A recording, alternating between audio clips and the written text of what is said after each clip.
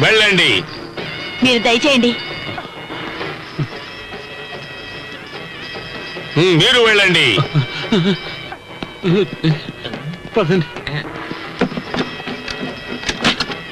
ప్రతి ఒక్కరూ నా కూతుర్ని ఖైదీలా పెంచానని అనుకుంటున్నారు. ఆ నిజాన్ని గర్వంగా ఒప్పుకుంటున్నాను. ఇక నుంచి నువ్వు ఆమెకు భర్తవి. అదుపాజ్ఞల్లో పెంచినందుకు నువ్వు నన్ను అభినందిస్తావు. నువ్వు హాయిగా జీవితాన్ని గడుపు. భయం అనేదే లేకుండా. నువ్వు పాడు చేసిన అమ్మాయిల భర్తలు నీ భార్యపై అఘాయిత్యం చేస్తారన్న భయమే వద్దు. నా కూతురుపై ఎవరూ ప్రతీకారం తీర్చుకోలేరు. రాజు గారే ఆలోచించాక ఇక ఈ దేశంలో అమ్మాయిలకు రక్షణ ఎక్కడుంటుంది? ఇది వినడానికే చాలా అసహ్యంగా ఉంది.